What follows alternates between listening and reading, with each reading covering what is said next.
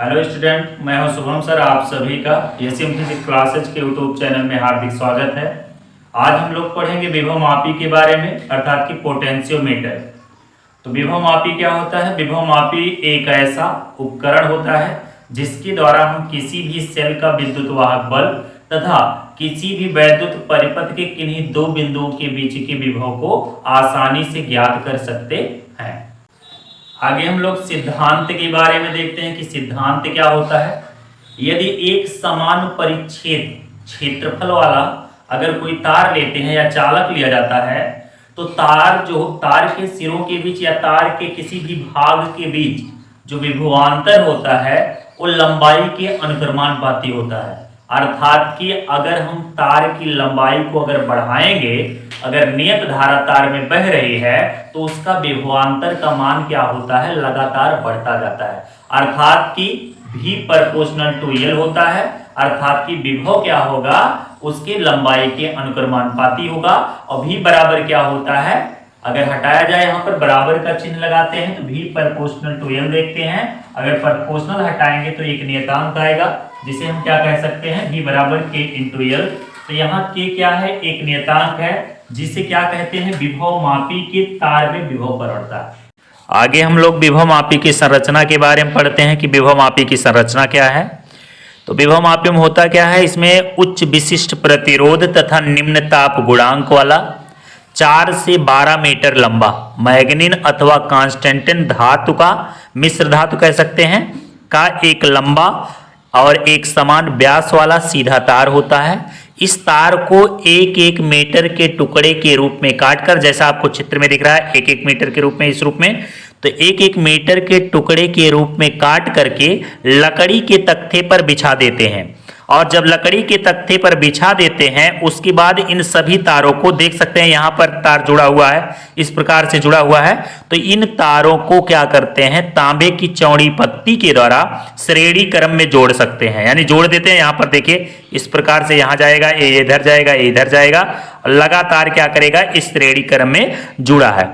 उसके बाद क्या करते हैं? तार के समांतर क्या करते हैं? यहाँ पर देख सकते हैं, ये आपको दिख रहा है एक मीटरी पैमाना।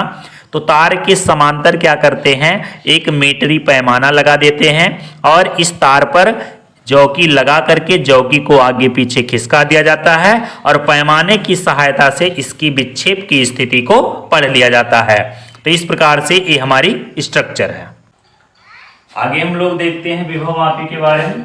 तो विभव मापी में ये भी क्या होता है? एक समान व्यास वाला एक सीधा तार होता है जिसका सिरा ए जो है एक संचायक बैटरी के धन ध्रुव से और संचायक बैटरी का जो ऋण ध्रुव है वो एक कुंजी और एक धारा नियंत्रक के द्वारा तार के सिरे बी से जुड़ा होता है। उसके बाद इसमें एक सेल कैपिटल ई लगी होती है जिसका हमें विद्युत वाहक बल का मान ज्ञात करना होता है।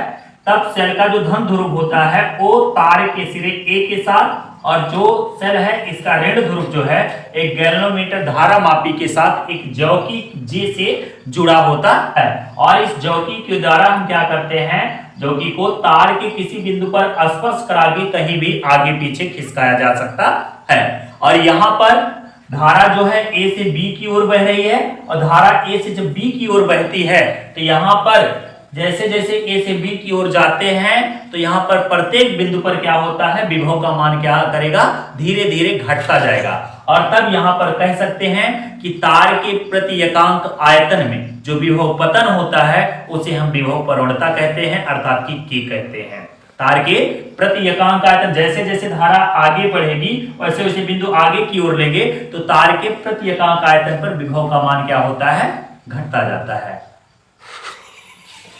पढ़ेंगे किस प्रकार से यहाँ पर विभव मापी कार्य करेगा। तो यहाँ पर क्या करते हैं? सर्वप्रथम जौकी को बिंदु J1 पर स्पर्श कराते हैं। जौकी को क्या करते हैं? बिंदु J पर आगे पीछे खिसकाकर तार के बिंदु J1 पर स्पर्श कराते हैं।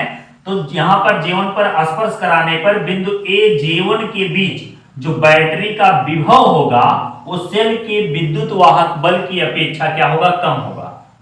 यानी कि ये J1 के बीच जो विभव का मान है वो सेल के विद्युत वाहक बल से कम है। तब इस स्थिति में क्या होता है? सेल की प्रधानता होगी, यानी सेल का मान ज्यादा है तो सेल की प्रधानता होगी। तब धारा क्या करेगी? यहां से AJ1E मार्ग से प्रवाहित होगी। किस मार्ग से? AJ1E मार्ग से, यानी इस राउंड में प्रवाहित होगी। इसी प्रकार से जब जौकी को क्या करते हैं, आगे पुनः खिसका करके बिंदु J2 पर स्पर्श कराते हैं, तो यहां पर जब J2 पर स्पर्श कराया जाएगा तो बिंदु AJ2 के बीच, यहां पर इतनी दूरी में, तो AJ2 के बीच क्या होता है, विभव का मान ज्यादा होगा। किसके लिए? AJ2 के बीच विभव का मान जो होगा बैटरी का वो ज्यादा होगा सेल E की अपेक्षा। तो सेल E की तुलना में AJ2 के बीच का विभवांतर जो होगा अगर ज्यादा होगा सेल के विद्युत वाहक बल से, तब बैटरी की प्रधानता होगी। इस स्थिति में धारा क्या करेगी? AEJ2 मार्ग से प्रवाहित होगी।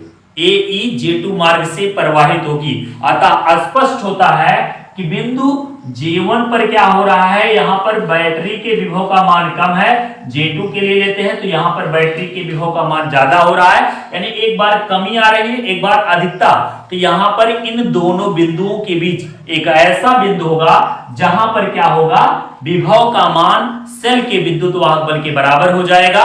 इस स्थिति को शून्य विक्षेप स्थिति कहते हैं। तो मान लेते हैं कि बिंदु J पर क्या है, शून्य विक्षेप स्थिति है। अगर शून्य विक्षेप स्थिति देखते हैं कि दोनों तरफ के क्या है, विभव के मान, बैटरी का विभव अगर देख लेते हैं, बैटरी विभवांतर और सेल का विद्युत वाहक बल कैपिटल E जो है, दोनों के मान समान है। तो इस स्थिति में यहां पर हम देख सकते हैं कि कैपिटल E बराबर क्या हो जाएगा, V, और बराबर क्या हो जाएगा, K इंटू L, यानी कि सेल कैपिटल CL जो सेल लिया गया है, तो सेल का विद्युत वाहक बल और बैटरी का विभवांतर क्या होगा, हमारा समान होगा।